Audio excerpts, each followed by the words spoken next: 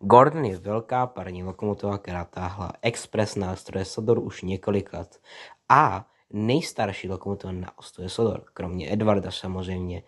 A není sám s jednou největších parní lokomotiv na ostrově. Je tady Henry, James, Murdoch, Neville, Rebecca a ty Gordonovi pomáhají s Expressem, když zrovna potřebuje odpočinek. A v poslední době Gordon nějak nefunguje, takže Henry se musí starat o Express a ostatní parťáci Gordona musí se starat o ostatní práce. Samozřejmě není to jednoduché. Jednoho dne Gordonovi bylo hrozně špatně, tak prostě tlustý černosta stanice se rozhodl mu dát odpočinek a zjistit, co mu je. Druhého dne bylo Gordonovi pořád špatně, Henry byl donucen táhnout rychlík, ale dneska netáhl rychlík, dneska táhl tlustého černostu stanice a jeho ženu na výlet. Ano, na výlet.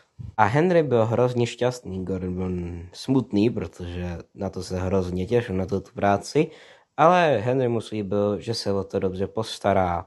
Tak Gordon mu věřil a nechal ho jít. A Henry se teda vydal na cestu pro vagón. Najel na točnu, aby se otočil, aby mohl prostě pro ten vagón jet a aby mohl vyzvenout tlustého přenosu stanice a pak mohli vyrazit.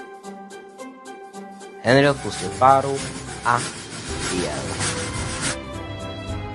Henry byl připojený k osobnímu vozu, kde bude to tlustý přenos stanice a jeho žena a vyrazil pro ně.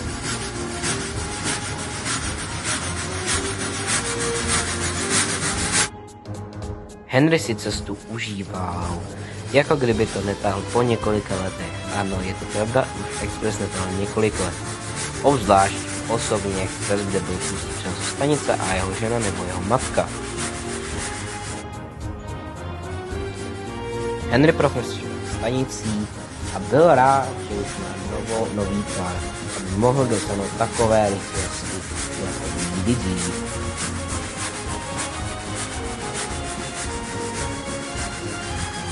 Henry projel svým tunelem, kde byl zase uchýtil dešti, aby se mu nic nestalo s jeho barvou. Kde je to hloupý a teď byl už moudřejší. A ptáte se, jak se má Gordon? No, o to se nedá nic moc říct. Gordon už je velmi starý, je mu 130 let a myslí si, že už by měl jít do důchodu. Myslíte si to samé? Co vy na to?